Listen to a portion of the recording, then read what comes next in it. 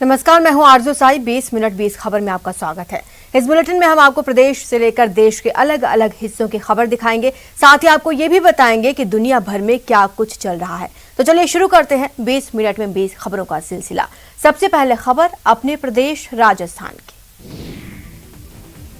Corona का संक्रमण काल अभी खत्म नहीं हुआ, उल्टे इसके ओमिक्रॉन वेरिएंट का खतरा सिर पर मंडरा रहा है। इसके बावजूद कुछ ऐसे लोग हैं जो वैक्सीन लेने में भारी लापरवाही बरत रहे हैं। 12 जिले में वैक्सीन को लेकर लापरवाही बरतने वालों की संख्या कुछ ज्यादा ही है। बताया जा रहा है कि यहाँ 2.25 लाख लोग ऐसे हैं जो वैक्सीन की पहली डोज लेने के बाद दूसरा डोज लेने वैक्सीन सेंटर तक पहुंच ही नहीं रहे। ये भी देखा जा रहा है कि शुरुआती दौर में जहां 12 के वैक्सीनेशन सेंटर पर लोगों की भीड़ लगती थी, वहां पर अब बहुत कम लोग नजर आते हैं। आपको बता दें, 12 जिले में अब तक 8 लाख से ज्यादा लोगों को टीके की पहली डोज लग चुकी है। वर्तमान में 12 जिले में कोरोना वैक्सीनेशन जो फर्स्ट डोज है वो लगभग 8 लाख लोगों के लगा चुके हैं। जो हमारी जो टारगेट है उसका 87% है।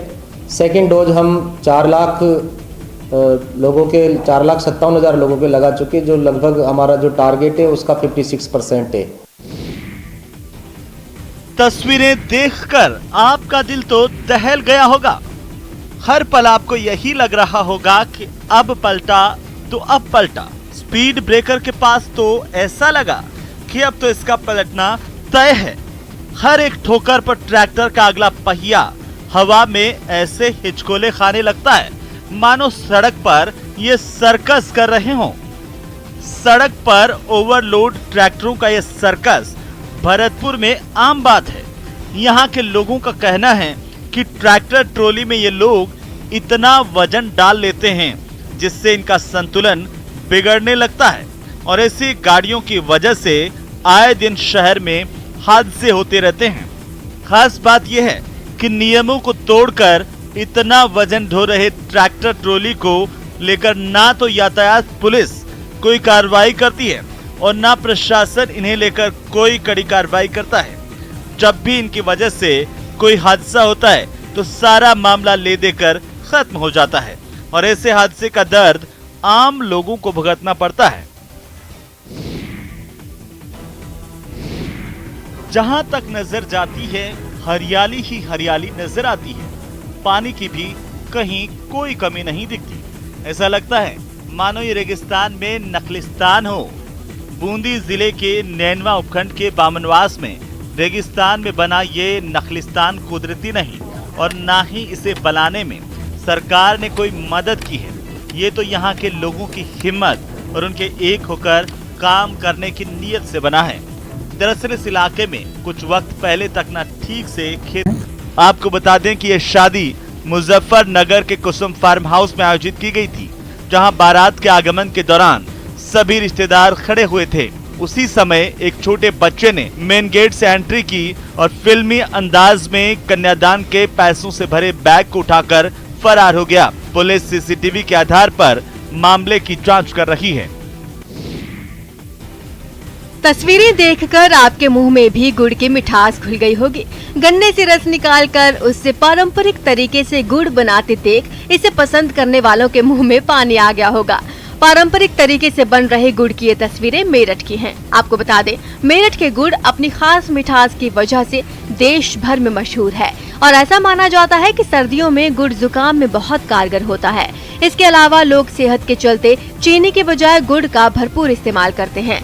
गुड़ को अलग अलग पदार्थों के साथ मिलाकर खाने से विभिन्न प्रकार की सर्दियों की बीमारियां दूर होती हैं। इतना ही नहीं, गुड़ त्वचा के लिए प्राकृतिक क्लींजर का काम करता है। ऐसे में मेरठ के गुड़ निर्माता आजकल 24 घंटे गुड़ बनाने के काम में लगे रहते हैं। प्रोसीजर तो पुराना 100 साल पुराना ही है, लेकिन ये है इसमें केमिकल भी लगाए जाते हैं। बिना केमिकल का बनता है ये, जिसकी जैसी मांग है उस तरह से दिया जाता है बाजार को बनाकर। अब इस टाइम तो केमिकल वाला बन रहा सब। एक एक फूल को बारीकी से देखा जा रहा है और उससे केसर निकाला जा रहा है। अच्छी लाइट होने की वजह से यहाँ काम कर रहे लोगों को ना तो कोई परेशानी हो रही है और ना ही केसर की क्वालिटी पर कोई फर्क पड़ रहा है। केसर तैयार करने वाली ये तस्वीरें जम्मू कश्मीर के पंपोर के केसर पार्क की हैं।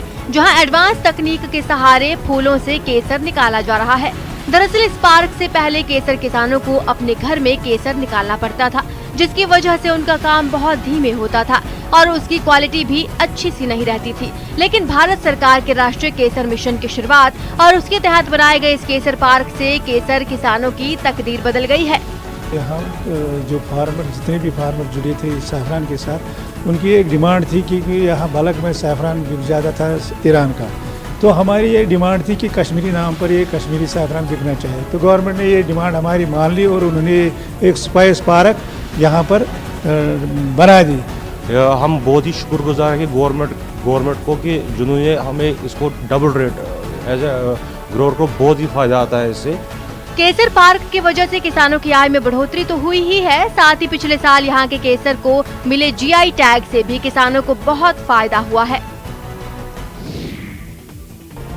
इन दिनों दिल्ली के होटल ललित में स्वर्णिम हिमाचल कला महोत्सव का आयोजन किया जा रहा है। खास बात ये है कि इस महोत्सव को देखने के लिए बीजेपी राष्ट्रीय अध्यक्ष जेपी नड्डा भी होटल ललित पहुंचे। यहां उन्होंने हिमाचली कारीगरों की ओर से लगाई गई प्रदर्शनी को देखा और कलाकारों और शिल्पकारों के साथ बातचीत भी की।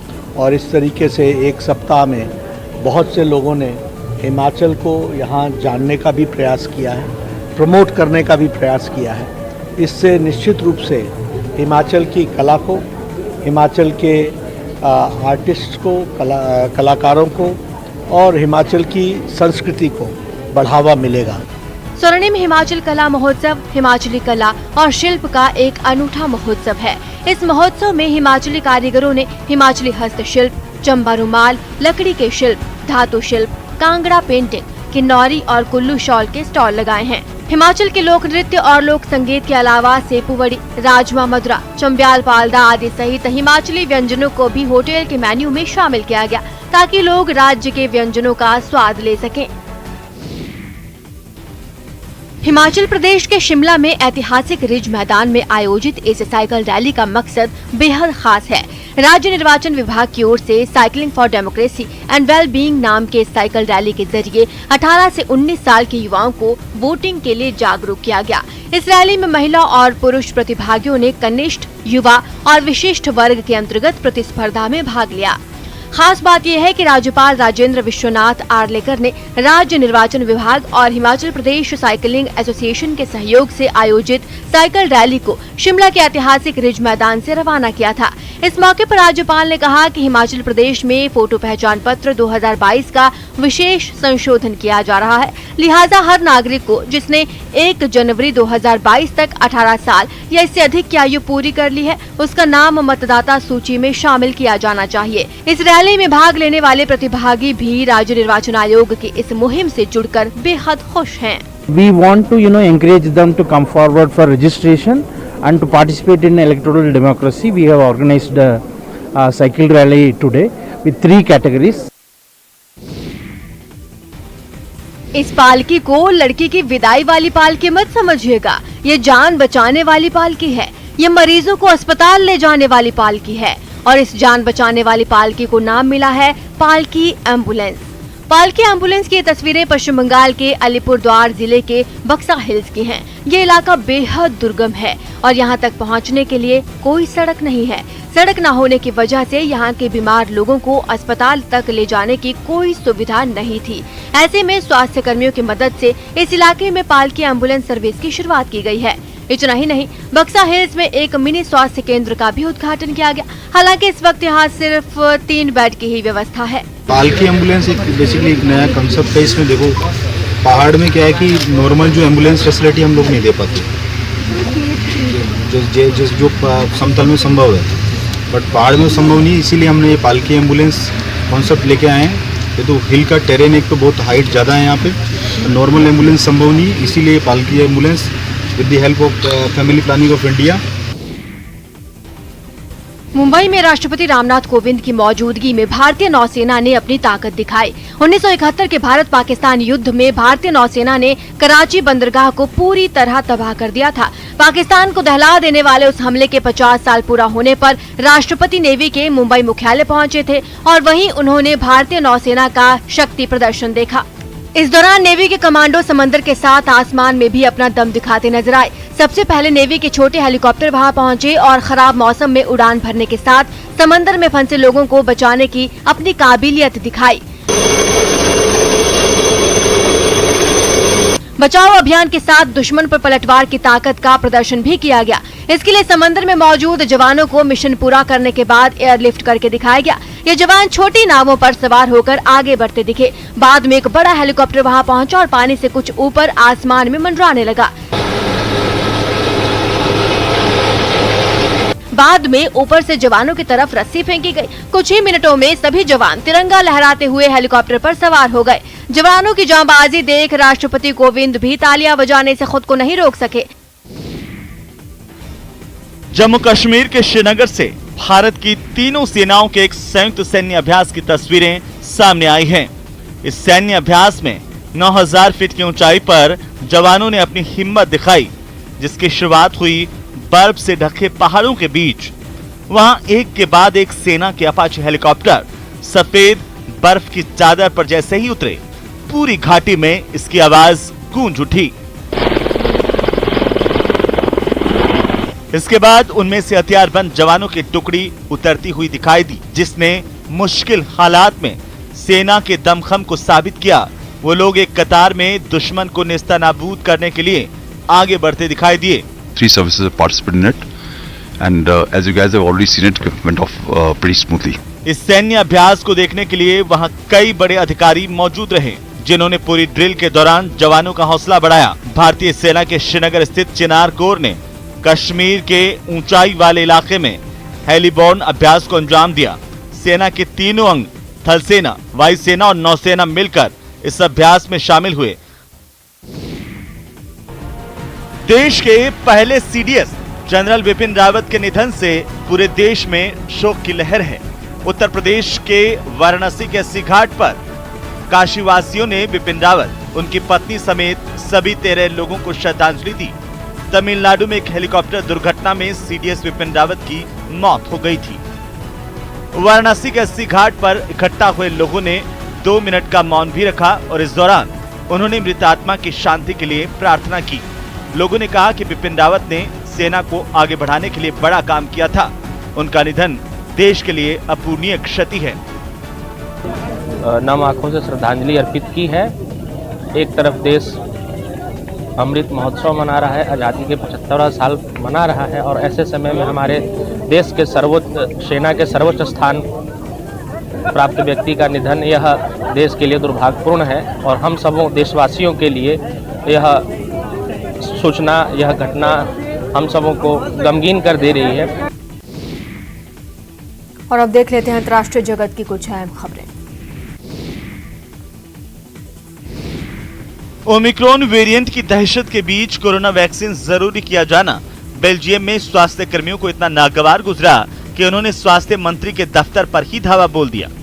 इतना ही नहीं, स्वास्थ्य कर्मियों ने कोरोना काल में अस्पतालों में मुश्किल हालात में काम करने का मुद्दा भी उठाया और बेल्जियम के अलग अलग इलाकों से लगभग 4000 प्रदर्शनकारी राजधानी ब्रसेल्स की तरफ कूच कर गए। लेकिन उनमें कुछ प्रदर्शनकारी अपने देश के स्वास्थ्य मंत्री से हिसाब मांगने उनके दफ्तर पहुंच गए। विरोध की अपनी आवाज को धार देने के लिए उन्होंने सीटी और बाजुए बजाकर कान फाड़ देने वाला शोर मचा दिया। इसके बाद ऊपर से नीचे तक लाल लिबास में ढके कुछ प्रदर्शनकारी स्वास्थ्य मंत्री के दफ्तर में घुसने की कोशिश करते दिखे। वो दफ्तर की शीशे की दीवारों को ऐसे पीटते नजर आए कि मानो अगर सीधी एंट्री नहीं मिली तो घी निकालने के लिए उंगली टेढ़ी करने से भी नहीं चूकेंगे। कुछ स्वास्थ्य कर्मियों ने तो एकदम अनोखी ही तिकड़म बिठाई। वो दमकल कर्मियों की वर्दी पहनकर दफ्तर की इमारत में घुस गए, लेकिन पुलिस ने भी कमर कस ली। उसने उन्हें तुरंत बाहर का रास्ता दिखा दिया। फ्रांस के दक्षिणी हिस्से में रोंगटे खड़े कर देने वाला एक हादसा हुआ है। वहां तड़के एक 3 मंजिला रिहायशी इमारत के गिरने से एक आदमी की मौत हो गई, जबकि 2 लोग अभी भी लापता हैं। इनकी तलाश में दर्जनों राहत कर्मी जमीन आसमान एक करते नजर आए। खोजी कुत्ते भी काम पर लगे दिखे। हादसे की वजह से अच्छे खासी लंबी चौड़ी इमारत का ऐसा कचूमर निकला कि मलबा हटाने के लिए क्रेन मंगानी पड़ी। जो इमारत कभी लोगों का बसेरा हुआ करती थी, उसने ही उनकी बलि ले ली। इमारत गिरी कैसे, ये तो साफ नहीं हो पाया, लेकिन बताया गया कि जब राहत कर्मी मौके पर पहुंचे तो उन्हें गैस की तेज गंध आई। इसीलिए माना जा रहा है कि गैस रिसने की वजह से जोरदार विस्फोट हुआ और इमारत ढह गई, जिसमें एक शख्स की मौत हो गई। हालांकि उसके लगभग 10 महीने के बच्चे और बीवी को बचा लिया गया। दोनों का अस्पताल में इलाज चल रहा है। स्विट्जरलैंड के कुछ विशेषज्ञों ने 4 पहियों वाला एक ऐसा 3-in-1 रोबोट बनाया है जो जरूरत के हिसाब से अलग अलग अवतार ले सकता है। ये रोबोट 23 किलोमीटर प्रति घंटा की रफ्तार से किसी कार की तरह दौड़ भी सकता है, जानवर जैसे डील-डोल भी अपना सकता है और जरूरत पड़ने पर ह्यूमैनॉइड की शक्ल भी ले सकता है। इसे लेकर जारी किए गए एक वीडियो में रोबोट की एक कार के साथ रेस लगवाई गई। कार भले ही रोबोट से 1-2 सेकंड जल्दी पहुंची, लेकिन सीढ़ियां आते ही उसके ब्रेक लग गए। मगर रोबोट वो तो सीढ़ियों पर भी फुर्ती से उतर गया। मगर यही इसकी इकलौती खासियत नहीं है। तस्वीरों में रोबोट किसी जानवर की तरह 4 पैरों के सहारे हर रास्ते पर आसानी से चलता नजर आया, लेकिन देखते ही देखते उसके आगे के 2 पैर उसके 2 हाथ बन गए और रोबोट कुत्ते जैसे डील डॉल से इंसान जैसी कदकाठी वाला ह्यूमैनॉइड बन गया। दावा है कि ये रोबोट सामान की होम डिलीवरी में बड़ा हथियार साबित हो सकता है, जिससे ट्रैफिक जैम से तो छुटकारा मिलेगा ही और इसके इलेक्ट्रिक होने की वजह से प्रदूषण रोकने में भी मदद मिलेगी।